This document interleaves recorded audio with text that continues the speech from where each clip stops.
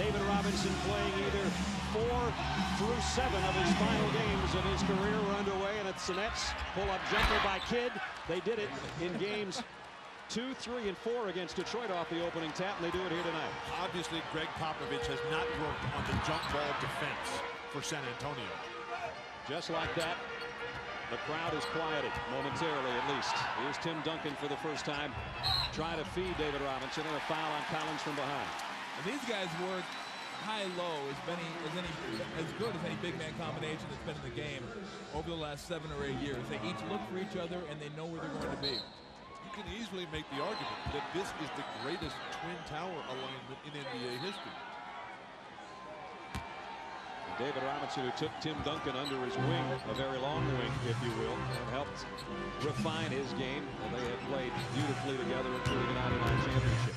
Terrific off-the-ball defense by Kenyon Martin. Parker, pull-up jumper. Kidd got a hand at his face, and Jefferson clears it for the Nets. Well, what the Nets might have accumulated in rust over the last couple weeks, they may make up for an experience. This team has been there before, and in talking to Steve Kerr, he said you can't impart knowledge. You just have to go through it. If Jason Kidd had any rust, he just poured some 3 and 1 on it. He's got the first 4 points. Duncan in the low block has it poked away from Kenyon Martin. There's Steve Kerr, who with 4 3-pointers helped put Dallas away in the Western Conference Finals. And he's been there a bunch of times. He told me he was so nervous in game 1 of the finals. Said it's the same game, but it's a different game. 5 on the shot clock. Jackson, not a good shot. Here comes Jason Kidd in a hurry. Martin around Duncan. Duncan got a hand on it. Kerry Kittles, as well as Richard Jefferson, has to shoot the ball for New Jersey. Greg Popovich forced to take an early timeout. Byron Scott saying he was very curious about how the start would play out with the 10-day layoff. The rhythm, the timing, where would it be? Obviously, the Nets, just like Detroit, just like Boston, they are razor sharp. The Nets brought that timing with them from New Jersey, obviously. In the opening couple of minutes, they lead 6-0. Jason Kidd with 2 field goals, and Jefferson just forced the timeout a moment ago. Jefferson, I thought he should have taken that jump shot right there. He actually made a much more difficult shot, dribbling right in to Tim Duncan. Better off just to take an unmolested 14-footer. The perimeter shooters for New Jersey did not play well in the Detroit Conference Final Series. Kittles, Lucius Harris, Rodney Rogers, Richard Jefferson, those guys have got to shoot better. Unfortunately, they're playing against the league's best defense here. New Jersey's best percentage shooter is Lucius Harris at 42%. Here's Jackson, who took a terrible shot last time. That's a better assist. And Tim Duncan out of the timeout, a chance for a 3-point play. Well, that's what Steven Jackson, and he's been doing it all year long, has given them. Maybe not as good as Sean Elliott, who was here a few years ago, but he gives them that guy who can penetrate, draw the defense, and just dump it off for the easy finish. And Kenyon Martin with foul number 1 already. An ill-advised foul. You've got to stay at home with Tim Duncan. There's those questions about young shooting. That's probably his biggest, if not only, downfall. The inability to hold leads as well. Where is the crushing response when the other team makes their late game charge? Jason Kidd hit his first 2 shots. That one's a little too strong, and Bruce Bowen will clear the glass. See if Tony Parker settles down now. Well, Martin's doing a nice job of fighting Tim Duncan. Oh, good Barry Kittles, nice defense. And look at the pass, trying to spin it ahead to Kenyon Martin. Wow. Even as a turnover, it looked pretty good. Kenyon Martin is so fast. Jackson flying through the lane, and the former Net scores his first basket. You always notice the Nets, too, even when the opposition scores, they're looking to push it up. Maybe not real fast, but they're always looking for an easy opportunity. In the half court, you know, who's going to be able to step up and get them those buckets? Jefferson had it stripped by Parker going through the lane. They'll say last touch by Tony. Richard Jefferson determined to get to the free throw line by attacking the rim. Against Boston, he shot 7 free throws per game. In that sweep, he shot 7 free throws total against the Detroit Pistons. Martin's going to have to take a 3 with 2 on the shot clock. Here comes Tony Parker. Collins grabbed his jersey. No foul called. Chance to tie things up. Inside. Parker. Kenyon Martin is doing the right thing by staying at home with Tim Duncan. Jason Collins has to get more active and come and block some shots, or at least get in the air, put some fear in the minds of the penetrators for San Antonio. So each team has run off 6 straight. We're tied at 6. Kittles, double team. Now Martin trying to penetrate with a left hand. Nice move. He hangs up in the air so long, he's able to switch hands and makes a shot that's very difficult. Looks pretty easy. Has anyone made more progress and grown more in the last 18 months in the NBA than Kenyon Martin? I would say last 4 months, he's been incredible. And David Robinson ties it up. Steven Jackson's getting into the lane far too easily. Richard Jefferson has to tighten up. Make him beat you from the outside. 8 minutes to go in the quarter and tied at 8. Nice dribble handoff by Jason Collins. Kittles with a pull-up around a screen and knocks it down. Kerry Kittles. The big guy's got to jump out and at least put his hand up. He's got to help, especially the guy like Kerry Kittles. You want to make him perform ground. Tony Parker short-armed that one with a couple of big guys in front of him. Neither jumped in the way of the shot. What a pass. Kittles, baseline, blocked by Duncan. He'll take it after he got it back. And here comes Duncan with a rebound. Look at him go. The 7-footer dribbling up court himself. To his 7-1 partner on the low block, and Robinson. Air ball over Collins. Run with him. Kenyon Martin, Collins, Jefferson. Kidd with a crossover, runs right into Parker. Well, Jason Kidd didn't have any options that time. He was leading the one-man fast break. Kerry Kittles was trailing him. Jefferson over Jackson, got it. 4 for Jefferson. And those are the type of shots as a defender you'll give up. You got to give up something. If you're going to give up an 18-foot jump shot, he's going to make it. You just say nice shot. Well, Richard Jefferson shot 53% against Boston, only 40% against Detroit. Please, timeout. Second shot. 6:57 remaining first quarter. Each team have had runs to start game 1 of the NBA championship. 14-10 New Jersey. A little over 5 minutes to go first quarter. Kidd right back to Martin. He's got an open look, but he missed the jumper, and Tim Duncan's all alone for the rebound. Well, that's where they would love to keep them. They would love to keep him on the perimeter. Don't let him get back doors. Don't let him get easy layups. And then the half-court defense, so far they're doing it pretty well. Well, that pass by Ginobili wasn't the greatest, but Rose now has a turnover and a foul. Kidd with a miss. Duncan with a rebound. Big men who can handle the ball. Well, did you see that with Kidd? I mean, he saw Duncan turn his back, and as soon as he turned his back, he used him as a screen to pick off Tony Parker. The greatest of the greats in the history of this game have always used everybody on the court as a screen, as an asset. We saw him against Detroit when Richard Hamilton turned his back and it became an easy layup. We're talking the level of Magic Johnson, Pete Maravich, Walt Frazier, Jerry West here. Rose up over Williams. Tough shot. He's got about 4 strips already. Everything for San Antonio is going to the hoop. Pretty much if it's not in that fast break game for New Jersey, it has to come from the perimeter, and that's not a good sign. Now Kidd is posting up Parker. Take it to the hoop. Backing him in, and now feeds Williams inside with a left hand, and Duncan's got another rebound. 5 rebounds for Tim Duncan already here in the first quarter.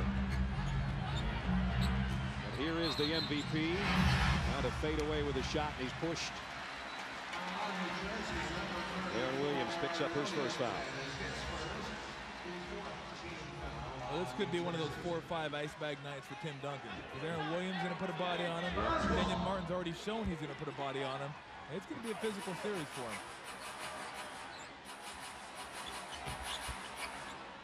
Ginobili, constant motion, had it stripped away by Kittles, and now Kidd trying to get it to Kerry in the open court. Nobody can find a handle except Parker. Tony Parker speeds his way down and had it blocked by Kenyon Martin. Now here come the Nets 3-on-2. Beautiful pass by Kittles. New Jersey has to do a better job of denying penetration. Spurs are getting to the hoop too easily. Rose stripped by Martin. Martin puts his hands at his side as if to say, I didn't touch anybody. That's got to be a minimum of 6 strips and or blocks by the Nets. Really being active with their hands in the defensive end. Quick hands, but that's also a fool's goal. If you don't start moving your feet, you are going to get burned. Rodney Rogers fortunate to draw that foul against Bruce Bowen. Game track San Antonio. Their last 6 possessions, they have 4 turnovers and a shot that was ugly. It's the Nets leading the Spurs on the Spurs home floor with 3:11 to go.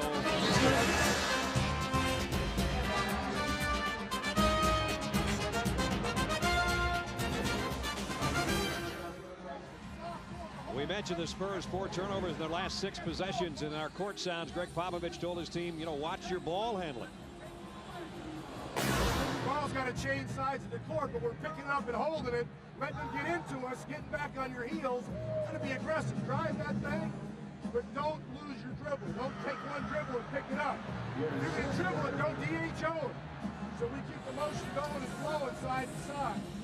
Right? Now let's go over and check in with Michelle Tafoya.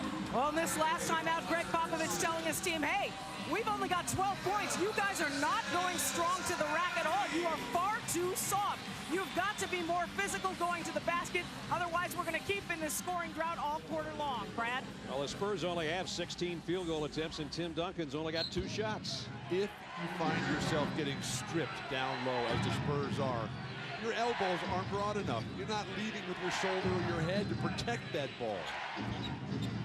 Lucius Harris is checked in for New Jersey. Here's Kidd.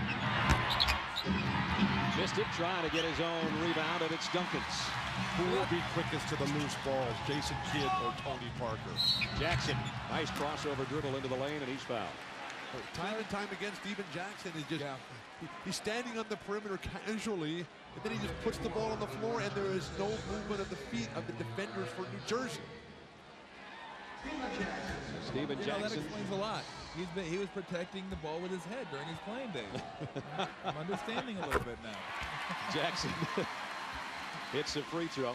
Log on to the NBA store on NBA.com to order Nets and Spurs Conference Championship gear. Love it live on NBA.com.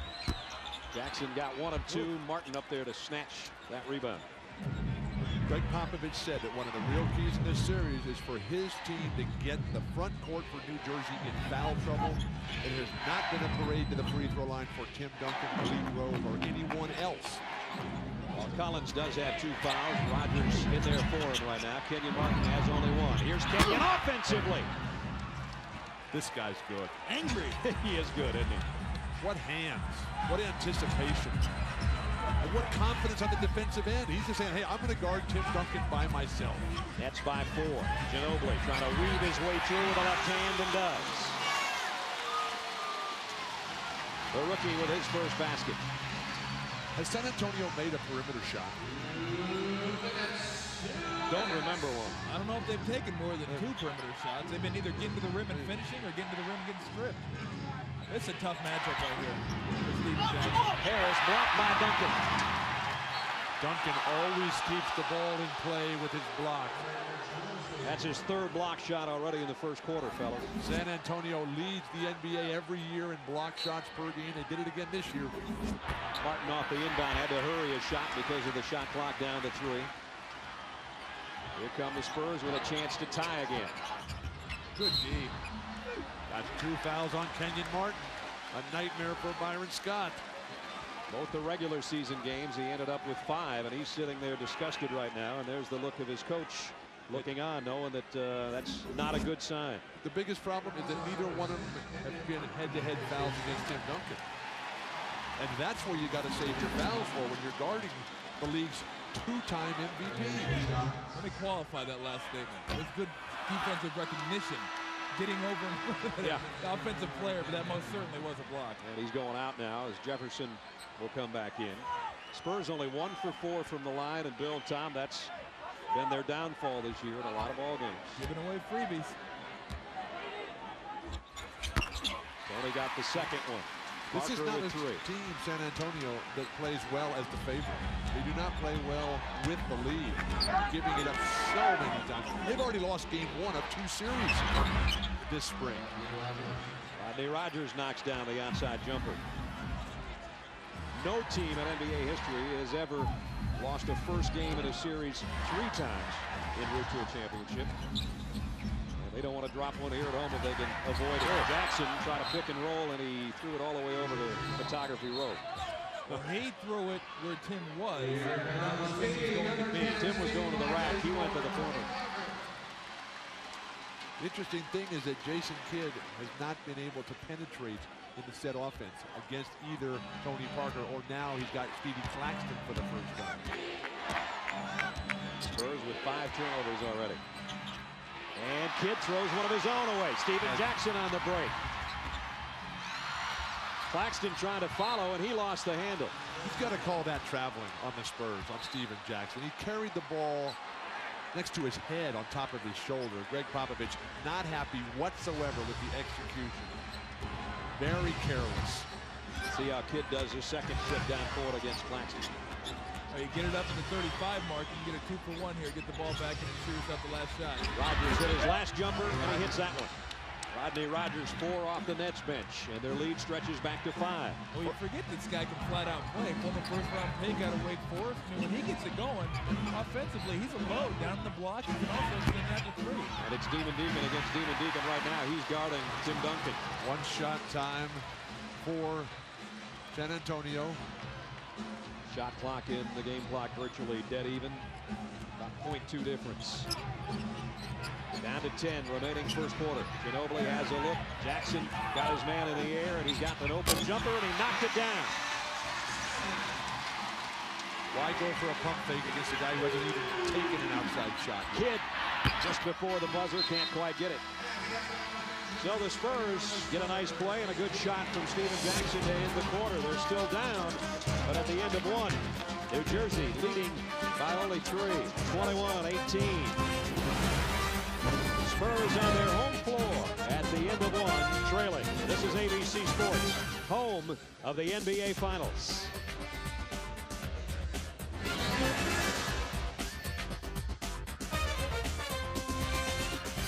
Spurs trailing by 3. They might be lucky to be only down by 3, Tom. Well, everything they've scored has been inside.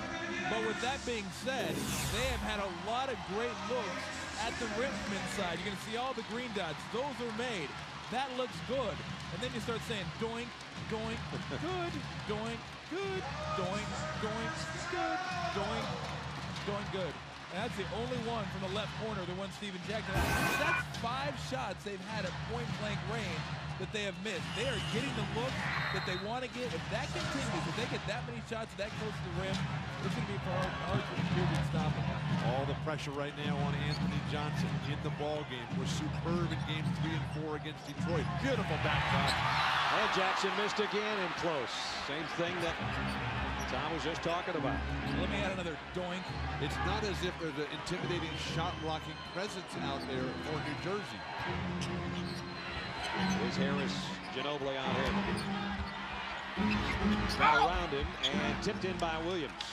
That's what Bill was talking about earlier. You reach too often and people get by you. When they get by you, someone has to come over and help, and so on and so forth. You take a shot, you can't box out. Rodney Rogers, there's no way that he can guard Tim Duncan. Here's Jackson from the other corner. Duncan trying to tip it over to Ginobili. It goes to Harris.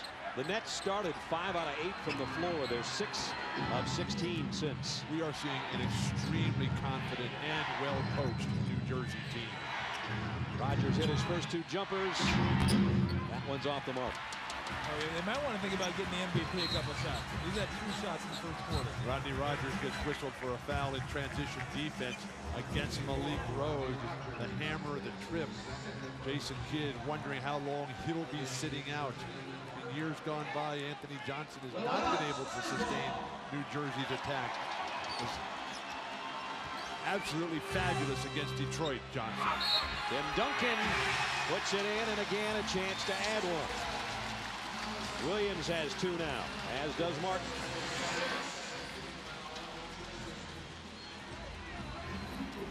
4 Nets now with 2 fouls each. Martin, Collins, Williams, and Rogers. Those are the big guys. A broken play for San Antonio going to the hoop. It's a patience on offense. And when you think about Tim Duncan, is there a better word to describe him than patient? A 6-time All-Star, excuse me, 5-time All-Star in his 6-year NBA career. The only time he didn't make the All-Star game, they didn't play the game because of the lockout season. 10:35 as Harris trying to lay it up with a left hand. Dikembe Mutombo. Deeks coming in. He hasn't played since what, Milwaukee? Let's check in with Stuart Scott. I talked to Dikembe in the locker room before the game, and he's racked up 10 DNP CDs this postseason. And he said, look, I understand. I'm spiritually and mentally, I've been with this team even when I'm not playing, but now it's time to get my feet wet. This is what everybody plays for, the NBA Finals. He wants to get his feet wet. Here he is after only 33 minutes the entire postseason. Dikembe Mutombo, 8-time All-Star in the game, Brent. Dikembe missed 56 games with torn ligaments in his right wrist. And you can bet he's happy to be in there with 10:44 to go first half. He'll be ready. A diligent worker in all aspects. A tireless performer for so many years. Johnson, nice job of the backboard defensively. Knocked it away from Speedy Claxton. Now, how do you play? How much differently do you play, Bill, as a big guy? There's the 4 big guys, each with 2 fouls each, and we got a long ways to go in the first half.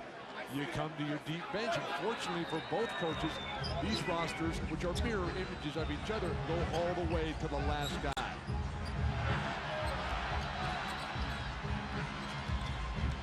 Claxton into the front court. 10:23 remaining in the half, and Avery Johnson gets a cheap foul. That's his first. I'm interested in the defensive strategy of putting Rodney Rogers on Tim Duncan instead of Dikembe Mutombo. Come with your best against the best. Well, they might double team. Maybe one of those things where as soon as he touches it, Dikembe Mutombo, comes over and double teams. There, Johnson to double team. That leaves Claxton wide open, and he knocks down the jumper. I maintain that you're better off having a great star like Duncan beat you with his own scoring as opposed to his passing, getting everybody else into their game. Boy, because he does as well as any big guy. Getting his teammates involved, that is. Jefferson going up is fouled by Jackson. Anthony Johnson continues to play heady ball. Byron Scott has done a marvelous job with this club. Atlantic Division champions. Last year they won 52 games. This year 49. Got young guys like Martin and Jefferson, Collins. They traded their second best player a year ago. Got literally nothing out of Dikembe Mutombo, who came in the trade for Keith Van Horn. And the team is vastly better because of this guy at the line right here, Richard Jefferson, who has emerged into an all-star level player. So good that Richard Jefferson is now on the U.S. national team. And the maturity of Kenyon Martin. Absolutely. Jefferson, who took the spot of Keith Van Horn. The guy that Bill alluded to, and you see his numbers and how much they've improved. And he has 8 points here to lead the Nets right now in scoring in the first half, and they're up by 3. Well, it's funny. I think the reason they went out and got Dikembe Mutombo is because Shaq destroyed him last year in the finals, and they wanted to have somebody that could man up against Shaq that they happened to meet him against in the finals. It's a very tough call against Dikembe Mutombo, who is just standing here watching the ball. How is that a foul on him? If somebody else runs into your elbow, that is not a foul on Dikembe Mutombo. You saw Rodney Rogers backing away with his hands up as if to say, I didn't touch him either. He didn't want his 3rd foul. I think I'd be asking for an explanation on that one. Great defense, Rodney Rogers. Rose over it. If he's going to make that shot, you're in real trouble. Spurs cut it down to 1 again with 9.5 to go, second quarter. And here's a steal by Rose. Spurs haven't led yet. They do now.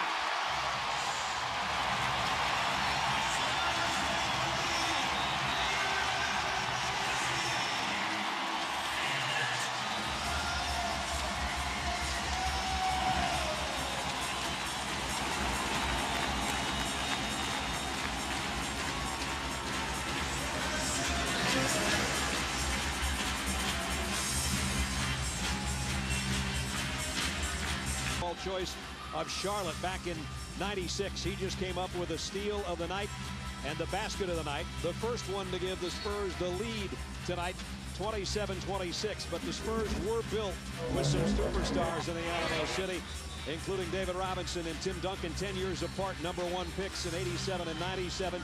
Then you mix in Ginobili, Parker, who was a late first-round draft choice, 28th overall. Then Kevin Willis, a free agent. Rose, we just talked about. Jackson, who bounced all over the league and all over the world. Same with Bowen. Those guys had to travel the globe just to get here. Well, you got to give Popovich and the scouts a lot of credit. I mean, obviously, Tim Duncan was a no-brain first pick. But Tony Parker lasted until 28. Anybody could have had Malik Rose as a free agent. A lot of teams would have got Monter Ginobili in the second round. Bruce Bowen, undrafted. Stephen Parker in the second round finds his way here. So to get these guys together and meld them into a cohesive unit, an outstanding job by the Spurs, Popovich, and the front office. And it's a completely different squad than the '99 championship. Only 4 players remain. Robinson and Duncan, 2 of those. Steve Kerr was another. How long does Jason Kidd sit on the bench? One more bucket. Let's see if it'll be one more bucket. Yes, it'll be another Malik Rose bucket.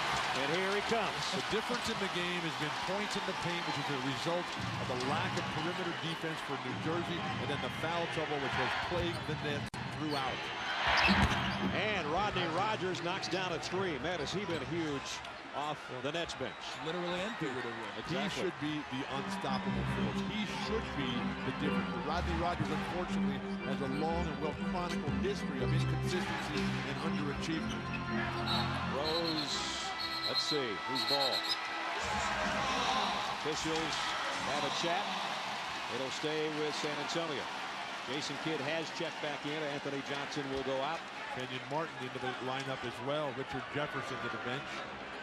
They're tied for the 3rd time in the ball game at 29 with 8:12 remaining in the first half. I'll put Malik Rose on my all-human Red Bull team. The energy that guy brings to the game. A guy like Mark Matson. These guys are just all over the place. Look at that play by Jason Kidd. Robinson almost had the steal. Kenyon Martin, he draws a double team. Harris open. And now Martin keeps it alive with a rebound. Foul on Rose. And Malik Rose gets his 2nd foul. Wonderful job by Kenyon Martin keeping his arms up in the air. San Antonio's playing a lot of zone defense. Wisely so, because Mutombo and Kenyon Martin are not the type of players that want to flash to that free throw line. Been very effective for him. Tim Duncan, only 3 shots from the floor. That's a big one. You look at the 5 points, but it's not like 2 for 9, 2 for 8. He's 2 for 3. He's just not getting as many touches as he should. Kidd behind a pick from Martin, missed the jumper. He wanted a foul on Parker, trying to tell the official that as he backpedals defensively. Robinson, nice feed into Duncan. Blocked by Mutombo. And the big fella goes to the floor. Timeout call. And his teammates rush out to meet the 36-year-old who's seen limited duty. And 36 might be giving Deke a break. They might have rolled back the odometer a little bit, I think, on that media guide. I don't know. All I know is I don't know if there's any truth to the rumor, but they had to use the whole can of Rust-Oleum on him. And he's right there. This is what he does. Block shots. And you don't see him get after it like this very often, but that's what this means. NBA Finals, haven't got a chance to play very often. You put me out there, I'm going to give you everything I have. And when you see a 7-footer going on the ground, that's some heart and desire. As you take a look from floor cam, and Bill, how about the reaction after that hustle play by Mutombo? That might have been even more important from his teammates. The way this team has come together. When would you ever associate the word team and New Jersey Nets in the same sentence? But what Byron Scott, Rod Thorne, Eddie Jordan, all the guys, Jason Kidd, now Dikembe Mutombo, like San Antonio, they bring in character guys. And you can never discount the association between character, hard work, and championship success. Right now they're tied with San Antonio at 29. 7:25 remaining in the first half. Rogers missed that 3. Kenyon Martin keeps it alive. Jason Kidd's alone, but he feeds Martin. Mutombo got it away with an offensive foul, and Rogers got it in close. Good night. The New Jersey Nets fans in attendance here jump out of their seats and say, yeah, Deke, throw one down. If this were boxing, his mouthpiece would have flew out of his head. No doubt. Good grief. But look at the hand and the wing spread by Dikembe Mutombo. No passing angles past that. Parker, the dish to Robinson, and a finish by the Admiral. Everybody will say, Dikembe Mutombo gets faced up there on a dunk. How about some guards denying penetration? Helped out some of these big guys who are helpless back there by themselves. Kid's been quiet since the first quarter as he had the first couple of baskets. Kenyon Martin slams the miss. What timing. That ball was coming off so far, and he was so high above the rim to throw it down with his left hand. Remarkable. He gets up higher than the crowd at Woodstock. Unbelievable. Bill would know about that. No idea what you guys are talking about. Out of bounds to New Jersey. I mean, is there anybody that gets up higher, quicker, and stronger than this guy? I mean, he reached across the rim with his left hand. He was going to his right and reached back to a ball that was going to bounce outside of the paint. The perimeter shooting continues to be a nightmare for Byron Scott and the Nets. Bowen picks up his second foul. Greg Popovich up off the bench, yelling, pointing in his temple, saying, think. Greg Popovich, the coach of the year this season. Tim Duncan, the most valuable player. It isn't that often that the same thing happens in the same season. Duncan's been very, very quiet. So Bruce Bowen, not a good stretch there for him.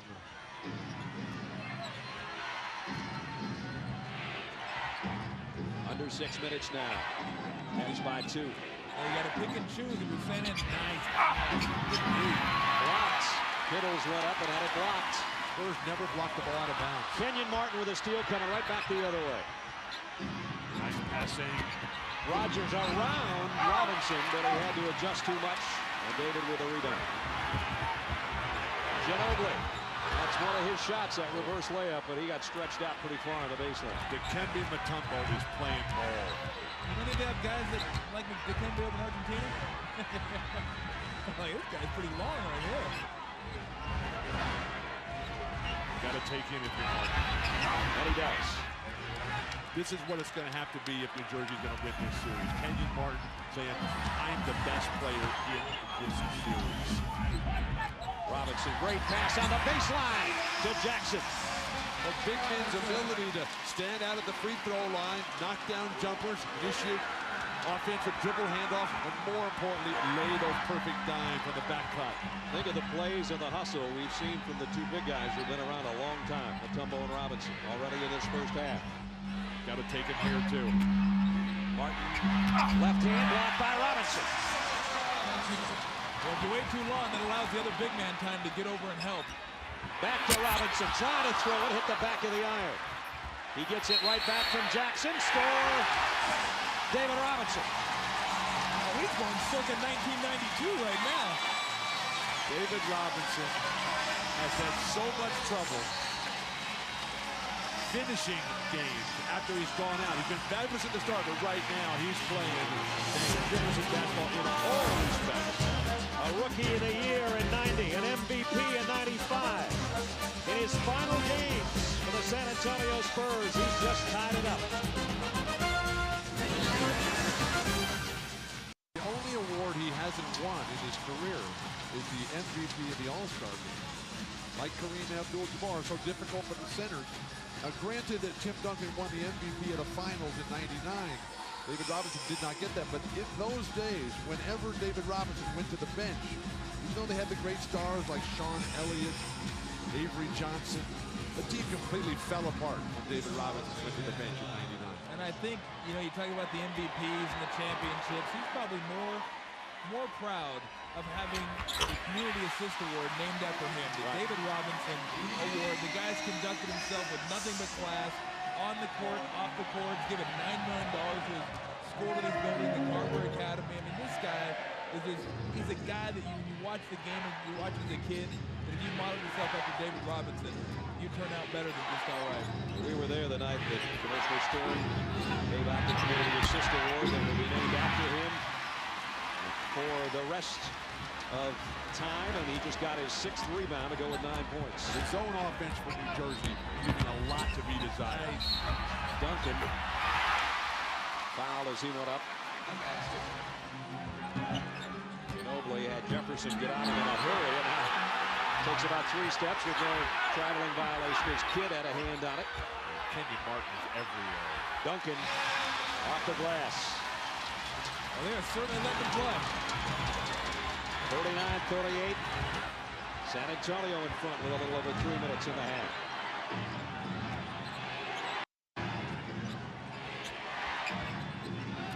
We got a mismatch against Kidd. Kidd over Duncan. Missed badly. Comes straight to Jackson. Always the weakest part of Jason Kidd's game is coming to the floor tonight. Jackson! Offensive foul.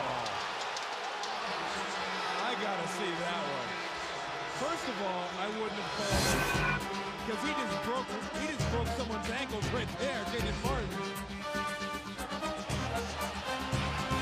Instead of the basket, Jackson picks up his 2nd foul. Spurs still on top, though, with 2:52 remaining first half.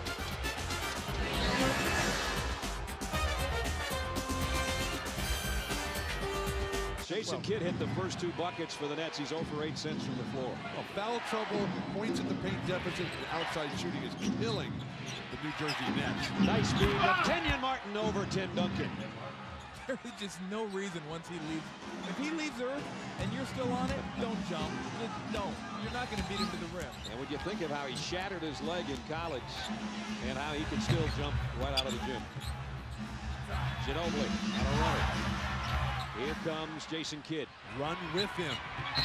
Stuart Scott was mentioning that Richard Jefferson called for a foul, pushing Manu Ginobili out of the way. Mental mistakes by the New Jersey Nets. So another guy with 2 fouls in Richard Jefferson. There you see the 2 at the top of your screen. That's just 2 guys tangled up. Yeah. I mean, with what they've been letting go down underneath the bucket, I have a hard time believing that's a foul. Nets leading 40-39. Tim Duncan on a back in on Kenyon Martin. Rose came up with the offensive rebound somehow. Jason Collins is wondering how. We keep talking about the things that the Nets have done wrong, and Jason Kidd missing his last face shot, and they're ahead. Parker gives up a shot. Ginobili won for 3. Got it!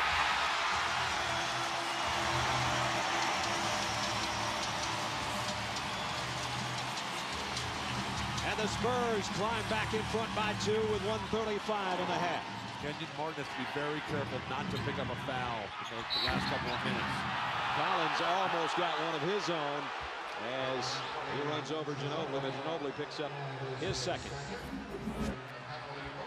Well, this guy's been shooting lights out from beyond the arc during the playoffs. 43, 44%. And then on the defensive end, he sees it. He just can't quite get there in time. Collins' first point right there. Collins can tie it up for us again for the 6th time here in the first half. Jason Collins has just not had the impact in this game that he had in the earlier series in the Eastern Conference. Boy, he had some great rebounding games against Detroit. One game, 9 offensive rebounds. Did a great job on the boards in that series. He just doesn't look sharp. The layoff obviously hurt, and the wrist continues to be a major factor. 1:15 remaining in the half. 9 on the shot clock. Richard Jefferson, what a steal. Here's the steal, Kidd. To Jefferson on the run, but they missed the layup.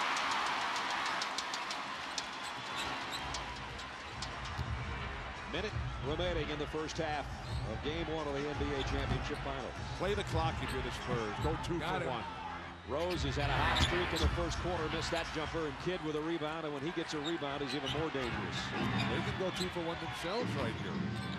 He'll try 3. Short. So 0 for 9 since hitting the first 2 for Jason Kidd. You know, something the Spurs need to look at is when Kenyon Martin's fronting Tim Duncan in a low post, swing it up high real quick, and then you can dump it down to to your big man instead of trying to force it from the wing. Kenyon Martin is so much more active, though, as Byron Scott wisely takes Kmart out to keep him from picking up that foul, brings in Rodney Rogers. But Kenyon Martin is so active. He really plays like a guard. So many of the big guys out in the Western Conference, they just sort of lumber along, and Duncan clearly takes advantage of that. Here's Duncan off the glass. That would have been something else. Just a little too strong. Jefferson got the rebound. Kidd slows it down. Looks to Byron Scott, who calls the play from the net sideline. The defense by the guards for Popovich has been tremendous in the first half. No fouls to give by either team. Rodney Rogers on the baseline. Would have been a very tough shot. Collins trying to follow, can't get it. Final chance for the Spurs. Bowen trying to go through traffic. Offensive foul and no basket. And Bowen picks up his third foul.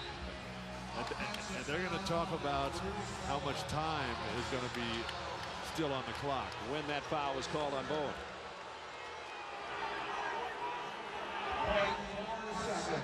.4 is what they're going to put back on the clock.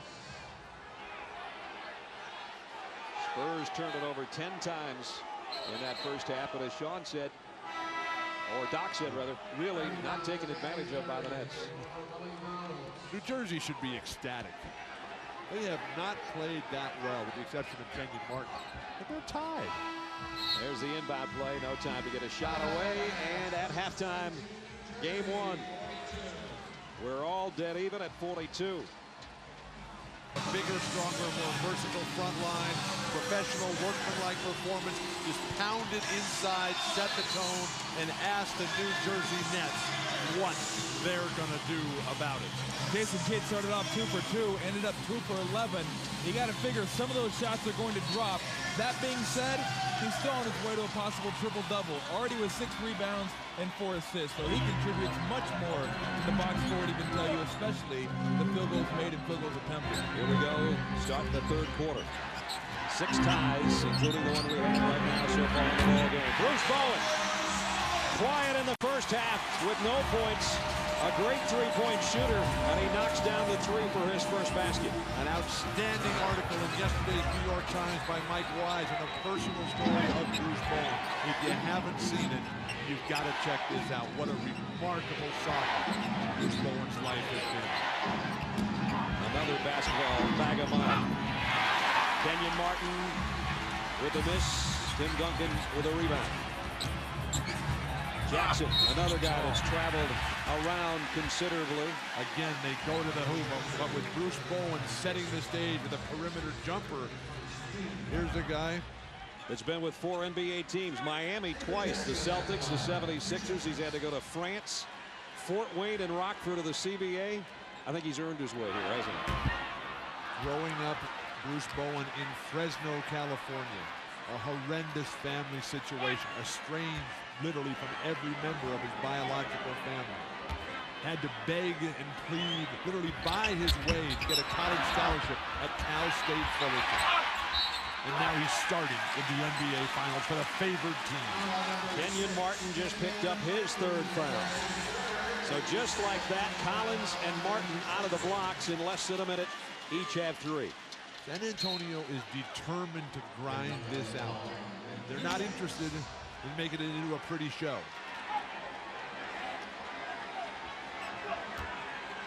At the free throw line, 5 of 11 for the Spurs.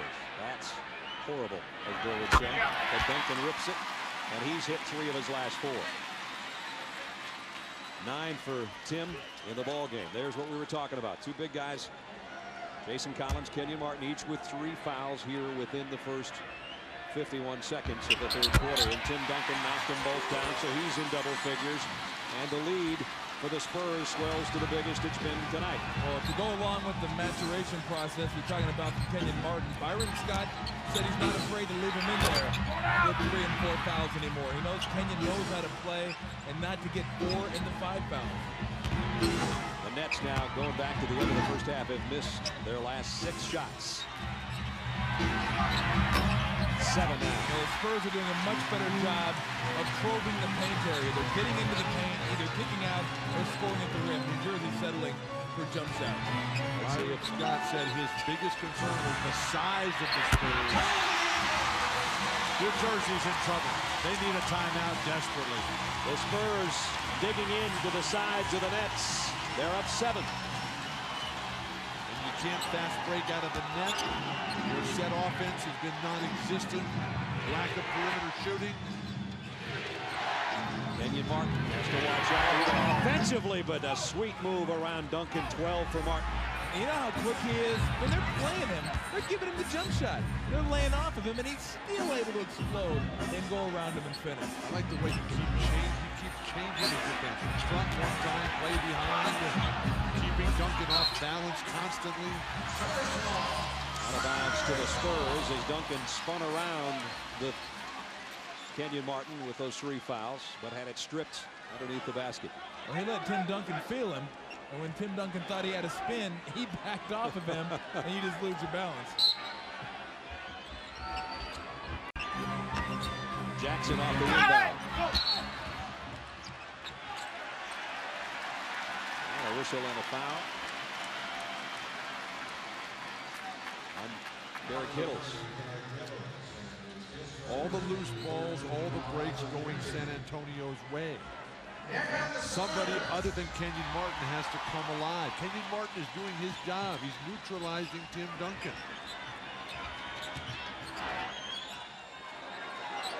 Martin gets set defensively. Duncan gives it up. Parker will try a 3. Got it!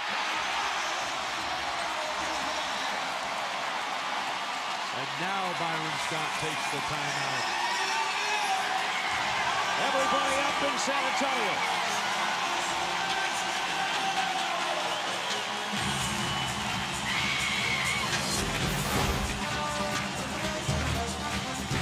Duncan's not scoring, his teammates are, including Tony Parker.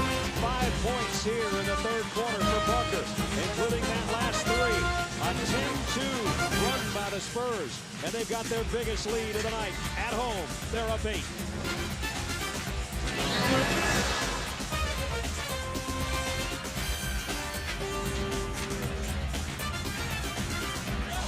Tony Parker in only his 2nd year of the 4th youngest player ever to play in the NBA Finals. And Tim Duncan on the feed to Parker, who knocked down the 3. 8 points for Tony Parker.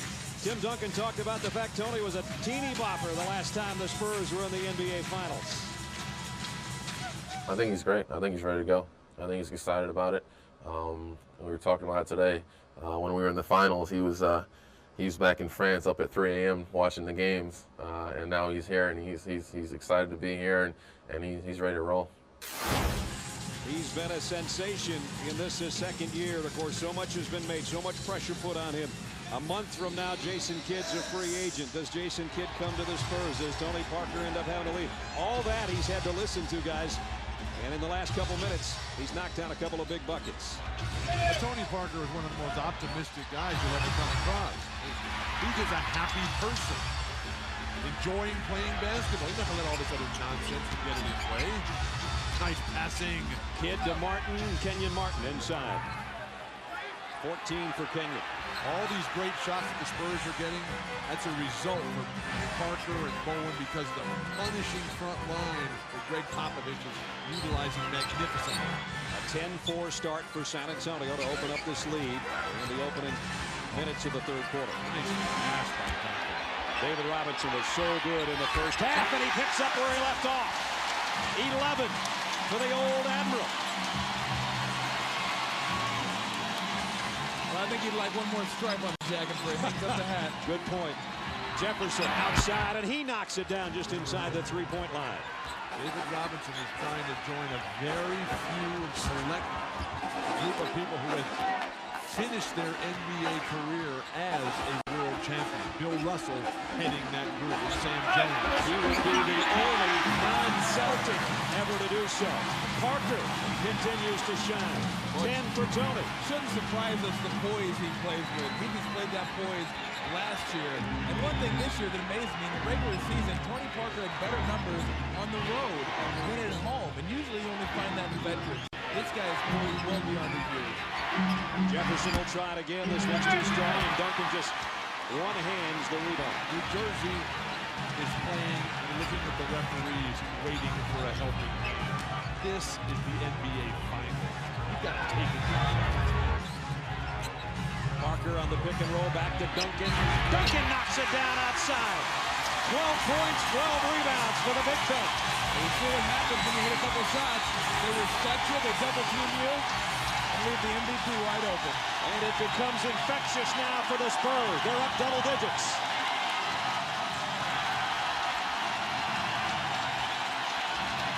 Kittles. Jackson took his arm off. It is so loud in here, you cannot hear the whistle. David Robinson, so strong. Not really a back-to-the-basket player, even in the greatest days of his career. Tim Duncan, though, who played against David Robinson when Tim Duncan was in college at Wake Forest, and David Robinson was representing the U.S. national team in the '96 Olympics. David Robinson told us that he knew right away that Tim Duncan had started written all over him, even as an underclassman at Wake Forest. Gary Kittles got the roll on the second free throw. 8 for Kittles. 58-50. There's your leading scores. Balance the team game. And the Spurs have scored on all 7 trips this quarter. Parker will try to make it in. Nope, that went in and out. And all 5 Spurs back. Since the first quarter, when the Nets had 7 fast break points, they've been able to do a good job of getting back. And as Bill said earlier on, when you're making shots, hard to run out of the net. Nice. Kenyon Martin with a nice outside jumper. The amazing story developing in this series is how well Tony Parker has defended Jason Kidd and how extremely successful Kenyon Martin has been in the face of Tim Duncan at both ends of the floor. Jackson for 3. Collins the rebound. And now here comes Kidd and Kittles together. Kidd by himself. To be able to catch the ball on the dead run, cross your man over, and get to the rim. First field goal for Kidd since 11-18 remained in the first quarter. But as fast as Jason Kidd is, the separation that we saw in the Eastern Conference playoffs has not been there in his head-to-head confrontation with Tony Parker. Remember what they say about Kidd. He can't shoot, but he comes up with big shots. He got another big one there. 6:08 remaining in the third quarter.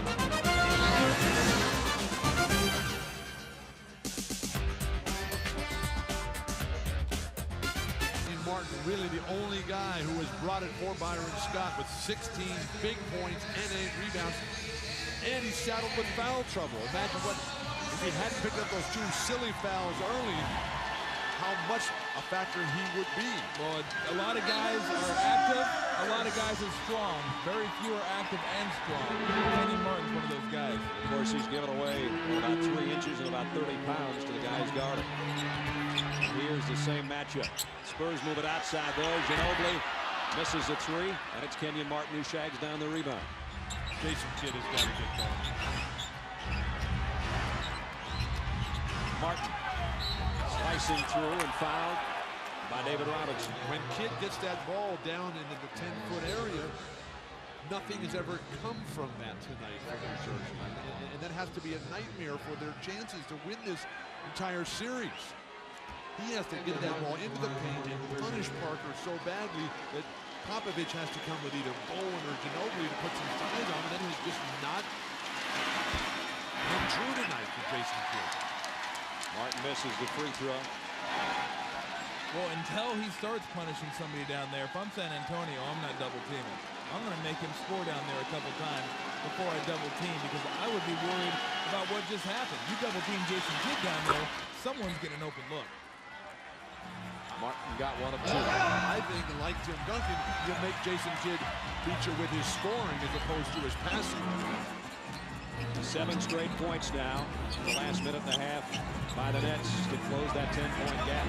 Down to where we are, a 3-point lead. Duncan over Kenyon Martin. So that's a tough shot. so complete, so perfect. I mean, 7 feet tall, facing up, dribbling away from the basket, nothing but net from 18 and fading. Again, Jason Kidd posts up and this time cuts to the lane. Blocked by David Robinson. His second block shot of the night. Bowen for 3. Got it!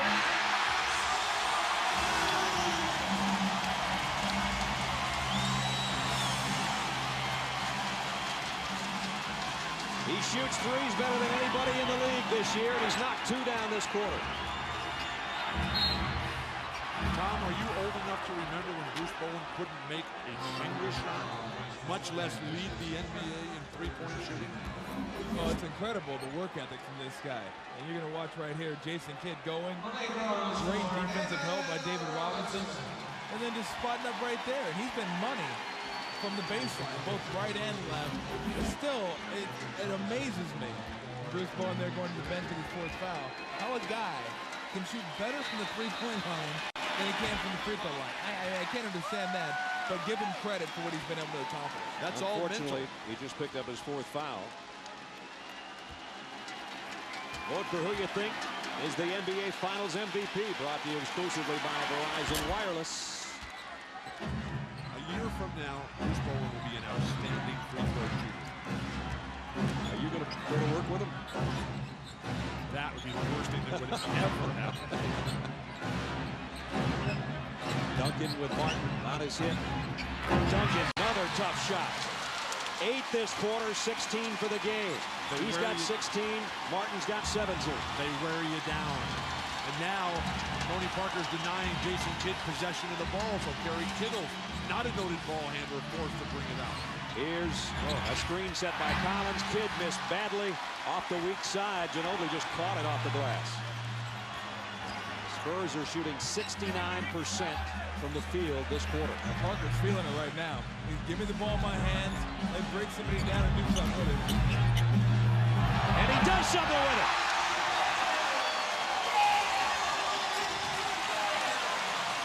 This is a clinic, and Byron Scott has seen enough. Tony Parker, he might be young, but he's growing up in a hurry. 9 in the quarter. Duncan with a steal, and now it's the Spurs looking to push it a little bit. The zone defense continues to be nothing but a nightmare for New Jersey. Well, you got to get out of the way here. Got a big man on little, let him break it down. And he's got foul trouble to boot. Parker, this time it's in and out, but Rose keeps it alive. Fresh shot clock. Get it back to Parker. He's got it back, and again it's Kenyon Martin on it. He'll take it over Martin. Richard Jefferson up high for the rebound. I just like when you get the ball. If a little guy has a big guy guarding him, clear out, let him break him down. If he can't create for himself, he'll get somebody else open.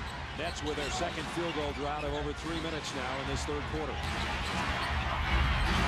Kenyon Martin's jump hook's off the mark. Jason Kidd is having to come back to the ball to get it, to get into any sort of transition game. That will never work for New Jersey. He's on Ginobili. Ginobili goes by him, and Kerry Kittles gets in the way of the intended pass for Jackson. Rodney Rogers comes back in for the Nets, and Richard Jefferson will go out. In the 3rd quarter, you can see the trouble that Jason Kidd has had, and Tony Parker has had his way. 3 for 15 for Jason Kidd. And Jason Kidd, much like your whole team, good in the open court, not so great as far as scoring and shooting in the half court. And Duncan is fouled by Kenyon Martin, and that's 4. You know, one of the great things about Tim Duncan is you can't play a tendency on him. A lot of other players, you can play a tendency. With him, he can go right shoulder, left shoulder, jump shot, jump hook, runner, it doesn't matter. He's got it all. And he's got the free throw. On his Friday night here in San Antonio, Game 2 of the NBA Finals. Live at 8 Eastern, we've got Jimmy Kimmel at halftime. And if you're not at home, you can listen to the game on ESPN Radio. Game 2 Friday night right here on ABC, your home for the NBA Finals. Remember at the start of the game tonight, we had the honorary ceremony with Dr. J and George Gervin. Tim Duncan was born the day after that game was played, as the two legends look on and I'm amazed by how far this game has come because of the work that those guys put in. What a celebration. That game was April 24th of '76. Tim Duncan was born in the Virgin Islands, as Bill said, the following day. And Rose goes down hard and picks up his third foul. Greg Popovich, P.J. Carlesimo looking on as we take another look at the foul. I mean, that's a tough call to make. And I know it's a tough call, but, you know, go back to the sternum. You square up somebody, you make him hit you in the middle of the chest. To me, that's a charge, but I mean, that's the toughest one in basketball. Byron Scott needs more out of his big guys. He's getting it from Kenyon Martin. This has not been Jason Collins' finest hour. Look for him to make vast improvements, hopefully by the fourth quarter of this game. The Nets are the best fourth quarter team in this year's playoffs. The Spurs, one of the worst. Definitely a tendency to give up big leads. There you see the field goal shooting this quarter from all San Antonio. They stretch their lead to a dozen with 2 minutes left in the third quarter. Game 1 of the NBA Finals in San Antonio. Tim Duncan continuing to put on a third quarter show. Brad Nessler with Bill Walton, John Talbot, Michelle DeFore, Stuart Scott, Mike Tirico, Doc Rivers, Sean Elliott, Jim Gray, and Ahmad Rashad. I hope I didn't miss anything. Nice dribble handoff, Jason Collins. Rodgers doesn't get it. Duncan cleans the glass again. Jackson, look at it!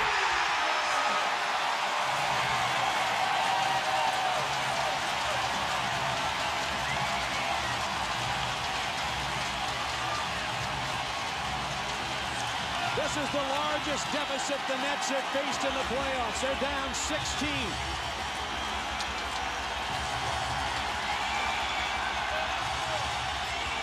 Rodgers lays it off the glass. You cannot play better basketball than Tim Duncan is doing right now. Everything. Intimidation, rebounds, outlets, scoring, leadership. What else is there? Remember, we told you early in the quarter that dating back to the end of the second quarter, the Nets had a drought of over 4.5 minutes. That field goal by Rodgers ended one of over 5. And before Duncan can get the jam, there's a foul. It's on Rodney Rodgers, and he's got 3. Tim Duncan forces the missed shot. And then the hardest thing for a big man is to turn and get the same rebound that he just forced. The over-the-top pass, right on the mark, the throwdown. That is the MVP, the best player in the land, Tim Duncan. They out-netted the Nets right there. And I don't think it's hyperbole to say, I know he's got a lot of years ahead of him, but I think Tim Duncan, you could say right now, is one of the greatest players to play this game. And I'm talking about of all time. Without question, the list of players who have won back-to-back MVPs is such a group of the top players ever. Tim Duncan easily in that class already, and he's just getting started.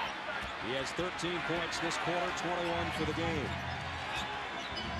It's a 15-point Spurs lead, final 35 seconds, third quarter. 3 times in the 6 years of Tim Duncan's reign here in San Antonio, they've had the NBA's best record this regular season. And they don't have enough offensive options right now with that guy on the bench. With Kenyon Martin sitting on the bench right now, it's, you know, where do we go? Who's going to shoot it? Who's going to create? Jason Kidd can't make a bucket. And you go to Rodney Rodgers, Collins, Kittle. Collins is not getting it done. I think you don't want to come in here and wait. Or even Dikembe Mutombo, who played well in a brief stint in the first half. Lucius Harris missed a 3. Shot clock and game clock virtually even to end the third quarter. No fouls to give. Let's see what Claxton does. Trying to get around Kidd. Leaves it for Rose on the baseline. He airmailed one to Kittles. Unless he can hit from there, it's the end of 3. It is. And what a third quarter for San Antonio. 18,797 filling the SJC Center. They're liking what they see right now from the San Antonio Spurs. A 16-4 run to close the quarter for San Antonio. They lead 74-59 on their home floor. This ABC Sport presentation of the NBA on ABC will continue after this message and a word from our ABC stations.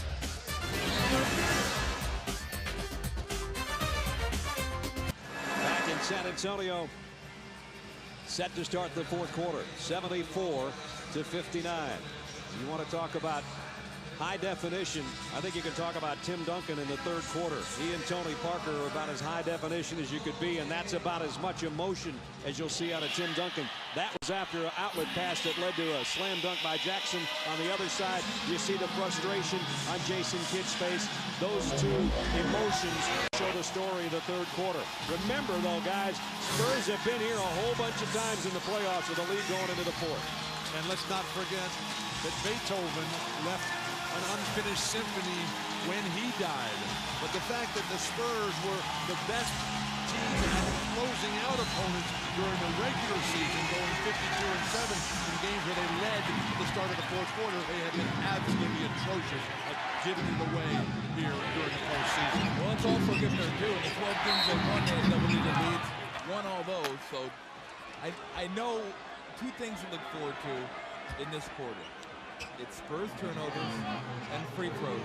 They had 0 turnovers, and you see the graphic there. 120-7 in the last 4 home playoff games. But with a young team, turnovers and free throws are things that can cost you leads. And if this thing ever gets down to 5 or 6, then you'll see if they tighten up or can re-extend. So we'll see. Like I said, 0 turnovers in the third quarter. We'll see if they can duplicate that in the fourth. Now we saw against the Pistons the Nets come back from going down 8 and 11 in fourth quarters as Kidd misses the second shot and then comes up with a foul. But to have a comeback, you have to have somebody playing well. Yeah. The way Dallas came back, Nick Van Exel, we go crazy. Michael Finley, Dirk Nowitzki, little Stevie Nash. Who was playing well for New Jersey other than Kenyon Martin, who's on the bench with full of fouls?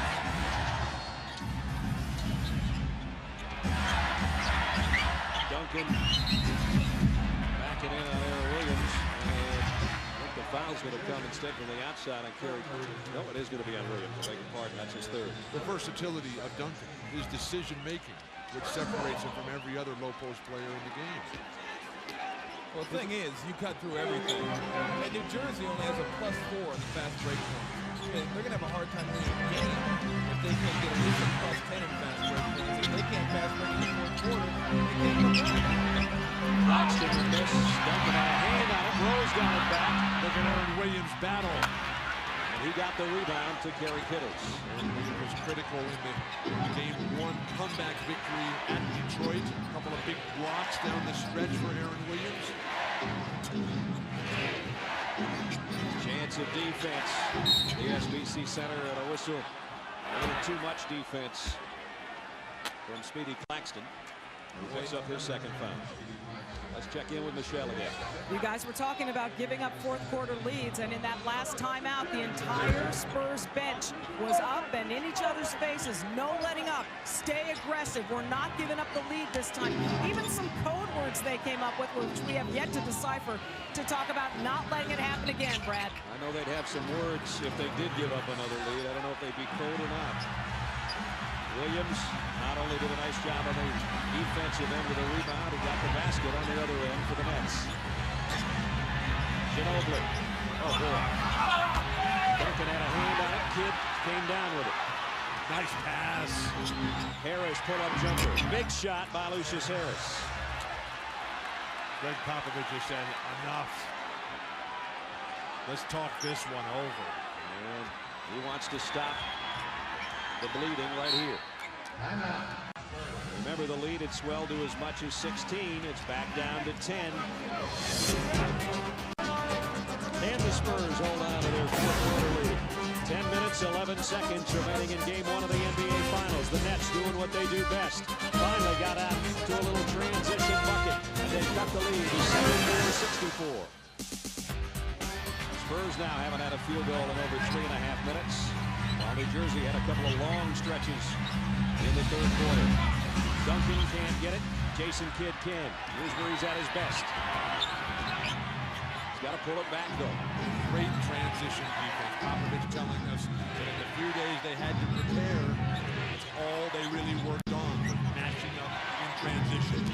Davis hit his last shot. Not that time. Ginobili with a rebound. He wanted to go. But nobody's running away from the ball for New Jersey. People for the Spurs going to the ball. Williams now trying to force Duncan away from the basket. Popovich wisely brings Parker right back in. Jackson with 4 on the shot clock. Duncan may have gotten away with a push for the offensive rebound, but he puts it right back in. Give the MVP a little push in there. I'll tell you something. I'm not a big fan. Michelle was before was talking about they weren't going to let this fourth quarter lead slip away. I'm not a big fan of bringing up negatives. You want to bring up positives, I think that's great. But why relive the past when we're living a positive experience? Just say, let's go out there and play the way we've been playing and keep it on a positive note. Isn't that called addressing your weaknesses?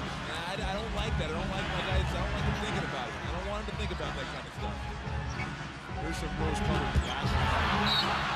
At least we knew where we could get some. Spurs' first turnover since the final seconds of the first half right there. They're up 12. Let's check in with Stuart Scott. Stu. Brad, at the end of the third quarter, Byron Scott told his team, hey, guys, there's still 12 minutes left. All we need to do, if we're going to win this thing, is win it down there. He pointed toward the defensive end. The last time out, he said the same thing. He said, we're going to make our shots. I need somebody to get some rebounds, and we can still do this thing. Brad, back up to you. Let's see who steps up. Jefferson will try. Nope. Stephen Jackson has done an outstanding defensive job on Richard Jefferson.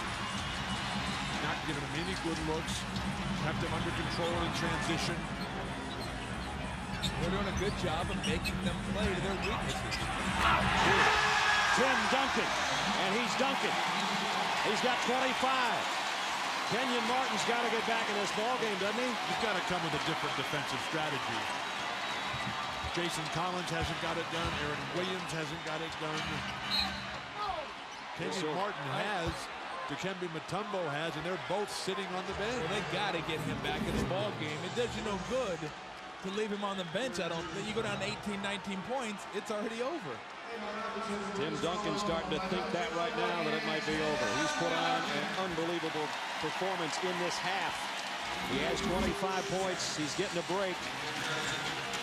17 in this half. I understand the rationale of Byron Scott, just hoping maybe we can get it to 7, 8 points. I can buy some time, and there you see the numbers from Tim Duncan. It's amazing. Why wait too long? No, well, that's the point. If you get down 20, then it's useless. You might as well never bring him back in. You got to bring him back in right now and see if you can make a push. And then if he fouls out, he fouls out. You got to trust him. You said you trusted him before now with his maturity. Here's the time to show it. And now you come with the press with New Jersey trying to get it, do a scramble situation and Duncan out of the ball game. Rose fouled by Williams. And the first guy leading the cheers up off the bench with the aggressive play by Malik Rose with Tim Duncan. Is there a more perfect teammate in basketball than Tim Duncan? It'll be hard to find. Rose at the free throw line. And he rips it. Tune in to NBA TV following each finals game for complete live post-game coverage, including press conferences, interviews, and analysis. A place to turn for round-the-clock coverage of the finals is NBA TV. Malik Rose, 10 for him.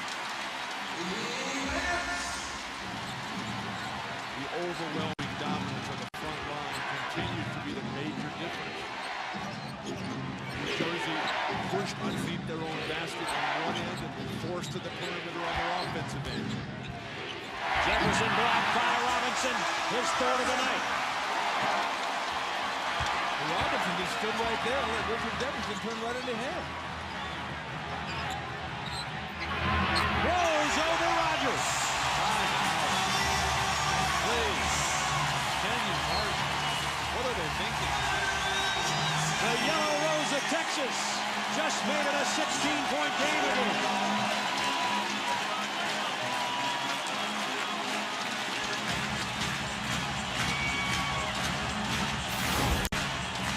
David Robinson, a former defensive player of the year in the NBA, the perfect team defense, and again, every Spur block remains inbound.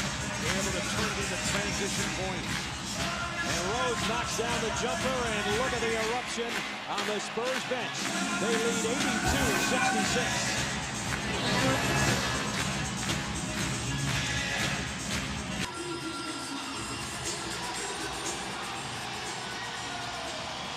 Some of the signs have been in different colors around the Alamo City, but overwhelmingly, that's what they say. Go, Spurs, go. They have gone out to a 16-point lead with just under 7 minutes left in Game 1 of the NBA Finals. Tim Duncan set the tone, but now it's David Robinson who, with 3 blocks, 6 boards, enthusiastic running of the floor, creating a tone, just sustaining what Tim Duncan put up there first. How are the Nets going to be able to come back? Kenyon Martin's back in there, but is it too late? He immediately gets his 19th point of the ball game. Well, they needed that 3-4 minutes ago. They had it down to 10 points, and like I said, I know what Coach Scott was doing, trying to buy himself a little bit of time. Blocked by Martin. But you know, if you wait too long, you put yourself in a big hole that even if you do bring him back in, and Popovich countering with Duncan, then it's a tough situation to come back from. In this second half, New Jersey's had field goal droughts of over 4.5 minutes, almost 5.5 minutes, and they just ended another one of 3:36 with Kenyon Martin's last basket. You are not going to win the NBA championship by playing conservatively. Right off the bench, both big guns, Duncan and Kenyon Martin, coming in with beautiful plays. Duncan's got 27. Kenyon Martin has 19. It's Duncan's team with a big lead with just over 6 to go. You look back at some point, Tim Duncan was only 2 for 3. Yeah. Now he has 27, 15, and 5. He just blocked another shot, but Collins rattles it off the glass. I mean, just so consistent. Every game you look up and he's putting up monster numbers, whether it's first quarter, second quarter, or fourth quarter. In every category. Yeah, everything. Blocks, assists, minutes, field goal percentage. Right now he's got 27 points, 15 rebounds, 5 assists, and 5 blocks. Not a bad night's work. Ooh, tough shot. Lucius Harris. But San Antonio's defense is just packed it in the paint, daring the Nets to shoot from the perimeter. Lucius Harris, one of the few guys who will take shots out there. And the big guys inside are denying Jason Kidd every penetrating angle and lane. Here's Martin on Duncan. Duncan has to give it up with a double team. 4 on the shot clock. Jackson leads it for Robinson, and he's fouled. Well, that's the best of both worlds right there. If you can bleed 22 seconds off the clock and get to the free throw line, but if you're the Spurs, you can't become complacent right now and pull back. You still have to attack. Nice dribble penetration by Jackson, sucking the defense, and just flipping it over to David Robinson. But don't get complacent, because that's when bad things start to happen. That's been their biggest problem. They're in a lead and they say, well, it's over. This is a team, San Antonio, that does not play well as the favorite or with a lead. Their other biggest problem, free throws, and Robinson just missed that one. Got the second. 12 for David. It's amazing about David Robinson, though, like John Stockton, who will be honored up at the Salt Palace on Saturday for his outstanding career. These guys look exactly the same as when they started their career. Underneath, Jefferson had it partially blocked, but he's fouled. Under 5 minutes remaining. 85-74. They've got to get something out of this press. They've been using it. It has not had any sort of impact on the game. Tony Parker's had a great night. Cross-court pass, a tough one to Ginobili. And he lays it in. No interior defensive presence for the Nets. Kenyon Martin goes strong, had it blocked. Duncan 6th of the night.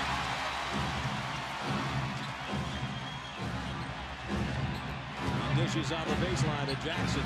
NBA Finals record is 8 blocks. Duncan right there, and Robinson 4. Oh, what a shot by Duncan. Like I said, you can't play any single one move with Tim Duncan, and he uses them all. We are witnessing something very special. Duncan's 8 of 9 from the floor in the second half. Not to mention his defense and setting up his teammates. No way you can key on anything this guy does because he always has the ability to go the other way. Beautiful defense. The tandem block that time. Show him one way, come right back. That's a Larry Bird, Kevin McHale move right there. Yeah. And unlike a lot of guys that when they don't get shots early, they're not getting touches, they press. He lets it all come to him. I mean, if it's possible to have 29, 16, 5, and 5 and make it look smooth and easy, he can do it. He doesn't force the issue. I mean, that's when you're truly great. You let games come to you and you still put up those kinds of monster numbers. MVP numbers. His team's 340 away from winning game 1 at home. 89-76 San Antonio.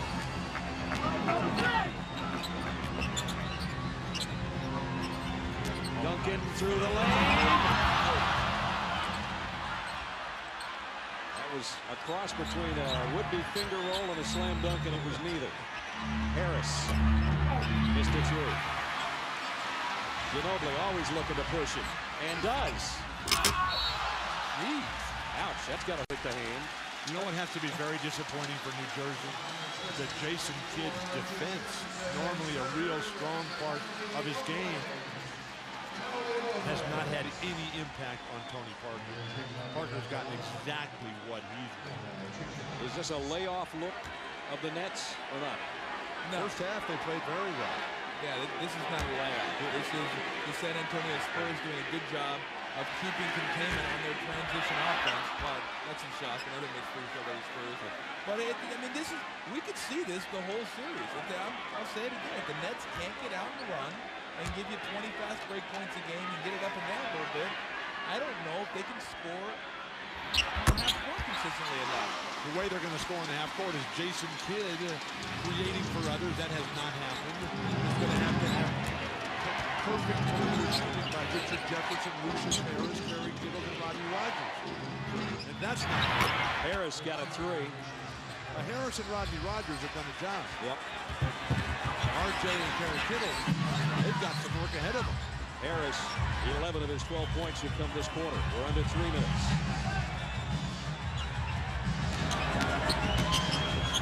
Parker to Ginobili. Great hands defensively by Lucius Harris. 2 minutes and 41 seconds. That's all we have remaining in game 1 of the NBA Championship Finals from San Antonio. The Spurs on their home floor lead by 11. The fast break points. First quarter 7 quickly for the Nets and only 7 since. And a major factor is that San Antonio's only turned the ball over 2 times in the entire second half. You don't turn it over, you make shots. It's hard to get out. Kenyon Martin lays it in. This guy's good. And that being said, it's a 9-point game with 2:20 to go. That's right. Martin has 21. Now, you can't be afraid to attack against it. If they're going to press you, they can play. Duncan, a great lead for Robinson, and David just points at him. And that is the way to do it. 2 minutes left, still too much time to get conservative. If they're going to press you and you beat the press, you take it to them and take advantage of them and score the bucket. Harris runs into Collins around the pick. And Duncan blocks another shot at Kenyon Martin. Kenyon Martin screaming for a foul, so is Byron Scott. Neither one gets it.